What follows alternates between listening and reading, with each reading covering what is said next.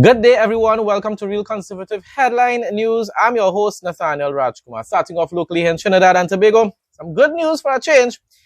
Two new energy companies have expressed interest to invest in Trinidad and Tobago. Minister of Energy and Energy Industries, Dr. Roodal Moonilal, made the disclosure during his contribution to the mid-year budget review debate on Monday. In a few days, we will meet with two new players who we have never found before. TotalEnergies And Petronas.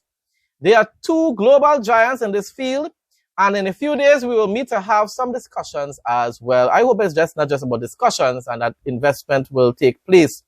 Most likely. Let's just hope so. Dr. Moonilal also revealed that Occidental Petroleum, which recently entered into arrangements to acquire an interest alongside ExxonMobil in the TNT Ultra Deep Water 1 project, is exploring additional investment opportunities. The energy minister said this growing investor interest signals continued confidence in Trinidad and Tobago's energy sector, and that is wonderful news. And that is, of course, why I keep saying that in general, UNC does in fact govern our nation much better than the mighty morphin Ghanaian cool pot bicycle. No harm, no macaroni pie, PNM. Problem is, as I've stated over and over again, a lot of controversial issues and Kamala's autocratic style of governance and her behavior is what is overshadowing all this good. In a few days, we will meet two new players who we have never found before. TotalEnergies and Petronas. They are two global giants in this field, and in a few days we will meet to have some discussions as well. Also revealed is that Occidental Petroleum, which recently entered into arrangements to acquire an interest alongside ExxonMobil in the TNT Ultra Deepwater 1 project, is exploring additional investment opportunities. Recently you saw Oxy here. I'm happy to announce as well that coming out of their visit here and talking to the Prime Minister, I think a few weeks ago, they have now expressed interest in the development of the Southwest Marine area. The Energy Minister said this growing investor interest signals continued confidence in Trinidad and Tobago's energy sector. Minister of Public Utilities, Barry Padarath, a man that is appearing to be a real confusionist these days, but that's what we call, that's the word that we use here in Trinidad, eh? All right. So Minister of Public Utilities, Barry Padarath, is assuring the national community that water wars are coming to an end, saying ongoing measures will lead to a more even and reliable distribution of water across the country. He stressed that there will be no geographical discrimination, with all communities set to benefit from improvements to the system. We could attest to that even here in Sangre Grande. While PNM was in office, even my area that usually didn't have water problems was experiencing it. Now, yeah, some days, a lot of days, you might have low water pressure during the day, but it hardly ever goes completely. And that's because, of course, they're trying to distribute the water evenly in other areas. And I can understand that, and I respect that. It affects people still, and hopefully that will come to an end at some point in time. But nevertheless, once again, this is yet something that shows that the UNC governs better than the PNM. That doesn't mean, people, that I'm going to vote for them in 2032. I've lost all trust and confidence in them as a party. They have lied too many times recently.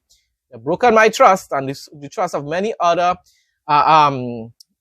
independent-minded citizens here in Trinidad and Tobago. But I'm not going to be like Marshall Walker and these individuals. Yes, they are doing quite well when it pertains to infrastructure development, improving WASA, and as we just discussed there, the energy sector and so forth.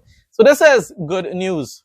What is going on with the $100 million contract that on the eve of the election, they were waiting to award? They have filed questions in the parliament. They are sending advocates all over the place to find out why their favored contractor, who was on the verge of receiving that contract, has not received a letter of award.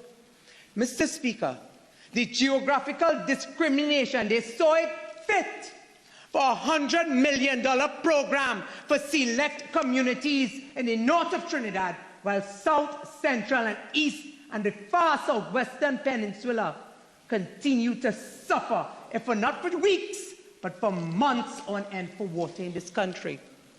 Mr. Speaker, that program went under review. You know why it went under review? Because I have a Prime Minister that tells me, she said, what South gets, North must also get. There will be no discrimination in my government. Make sure the programs are across the board. Weather report for Trinidad and Tobago on Wednesday, June 17, 2026. The weather in Trinidad and Tobago on Wednesday, June 17, 2026 will feature partly cloudy, slightly hazy, and at times breezy conditions.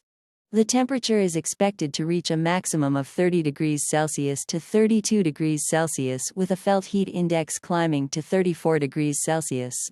Overnight lows will drop to around 24 degrees Celsius to 25 degrees Celsius. According to the Trinidad and Tobago Meteorological Service, the daytime fair spells will be interrupted by scattered isolated showers during the afternoon. A mild to moderate concentration of Saharan dust is also tracking into the atmosphere. Spring tides are also in effect until Wednesday, meaning marine interests should remain cautious. Marine conditions. Seas will be slight to moderate in open waters. Waves will be near 1.5 meters in open waters and 1.0 meters in sheltered areas. Waves may become occasionally choppy near any sudden afternoon showers. Tides will reach their final peak phase for the spring tide cycle. Exercise caution along coastlines, particularly around high tide hours. Atmospheric alerts. Saharan dust concentrations are increasing across the islands. People with respiratory ailments or sensitivities should take the necessary precautions to manage air quality changes. General east to southeast winds will blow between 10 to 40 kilometers per hour. Winds can become temporarily gusty near heavier downpours. Regional news now. Residents of Whitewater Village in Region 1 in Guyana are now benefiting from reliable and sustainable electricity following the commissioning of a mini solar farm. We don't have much land here in Trinidad, but we should be considering that as well. A government-funded project aimed at improving energy access in hinterland and remote communities. According to a statement shared by Vice President Bharat Jagdeo on Monday, the facility is already delivering tangible benefits, with the village health center now receiving 24-hour electricity and enhanced cold storage capacity for vaccines, insulin, and other essential medicines. Good governance under President Irfan Ali's leadership. And the PPP Civic Party. Kingston, Jamaica, and Washington expected to begin talks on an agreement first pitched by a senior Jamaican government official that could see the island accepting up to 10,000 non-Jamaicans being deported from the United States. But I wonder why, though. And this is what I can't understand with America, though. As I say, I support Trump in so many different ways. Not how he's treating Israel, not that foolish deal he's making with Iran, but like removing the woke sort of policies and ideologies from in schools and so forth in America. I fully support that. In reviving the energy industry in America, I fully support that as well. But his bullying of other nations to this kind of extent, I don't like it. I don't like it at all. A document from the United States Embassy in Kingston, seen by the Gleaner, outlines the operational framework for the proposed third country nationals agreement, which has triggered controversy in several countries that have entered into similar arrangements with Washington. But what are these countries benefiting from this? Under the proposed memorandum of understanding, the U.S. would transfer up to 25 foreign nationals every 2 weeks to Jamaica for an unspecified period. In other words, they're just dumping them there. This is expected to be a case-by-case arrangement, the draft MOU said, in which the U.S. may use its discretion to propose transfers, and government may, in its discretion, consider accepting the proposal in whole or in part. So they could refuse to, so at least that's good news. The arrangement would explicitly exclude unaccompanied minors, Jamaicans, and individuals convicted of serious criminal offenses. So that's one good thing about it. To the extent known to the U.S. government. except in cases involving violations of U.S. immigration laws.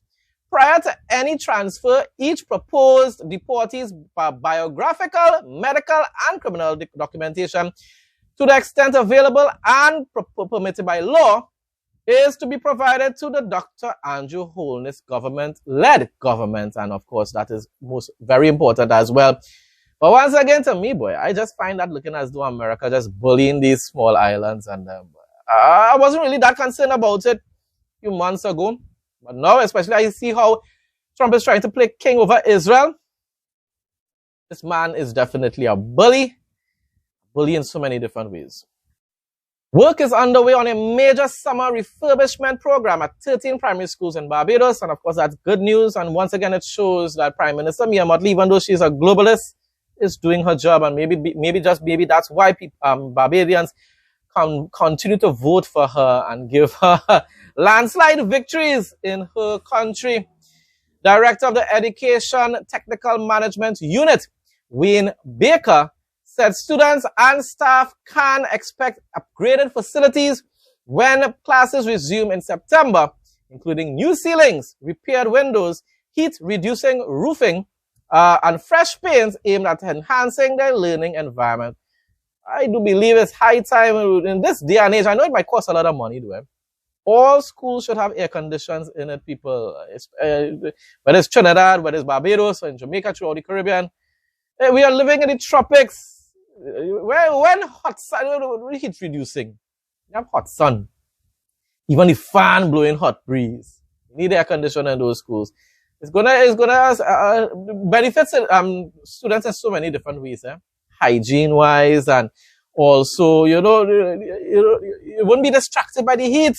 That's a distraction by itself, people. You don't feel comfortable doing anything or studying or anything like that when a place is making extremely hot or warm. The ministry has agreed to the closure of 13 primary schools to allow for infrastructural works to occur over the summer recess period.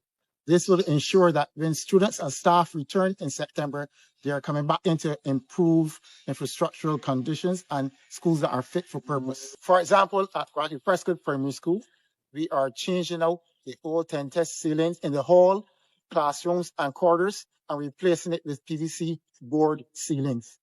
We will also be doing some improvements and correcting the spalling on the compound. At Deacons Primary School, we are changing the windows in the eastern block from the old louvers, which in the past, even though they were closed, still allow for the rain to come into the classrooms. We are changing those out now to the island blade windows, which are hurricane resistant and solves the problem of rain coming in to the rooms. Generally, at these schools mentioned earlier, we will be looking to change out the roof sheeting from the regular permacard sheets to white coated sheets. These sheets will help to reduce the heat in the classrooms, thereby creating more comfortable environments for the students and staff. In addition, these 13 schools will have the external walls painted as well as the rails and the doors to improve the overall aesthetic appeal of these schools. We at ETMU are happy to be part of the ministry's broader vision for education transformation by ensuring that students and staff return to schools that are fit for purpose.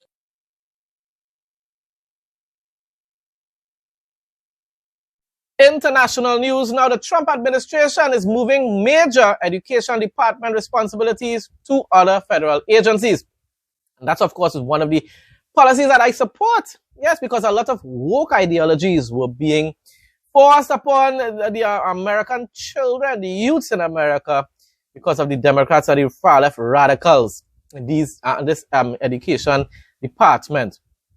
The Department of Justice will take over civil rights enforcement in schools, student privacy protections, and some school guidance functions, while the Department of Health and Human Services will oversee special education programs. It's the latest move in Trump's push to dramatically scale back the federal agency he has long argued should be replaced by state-led education systems. But Congress will still need to approve any effort to fully shut the department down. I believe it should be shut down. It was used to promote too much of evil in recent times, especially by the Democrats. Bible quote of the day. 1 Timothy 4:1-5 NIV. The Spirit clearly says that in later times some will abandon the faith and follow deceiving spirits and things taught by demons. Such teachings come through hypocritical liars, whose consciences have been seared as with a hot iron. They forbid people to marry and order them to abstain from certain foods which God created to be received with thanksgiving by those who believe and who know the truth. For everything God created is good, and nothing is to be rejected if it is received with thanksgiving, because it is consecrated by the word of God and prayer. Folks, that brings us to the end of today's headline news. Thanks again to everyone who continues to support my content. Please like, comment, share, and subscribe. Stay blessed and stay safe most of all. In Jesus' name.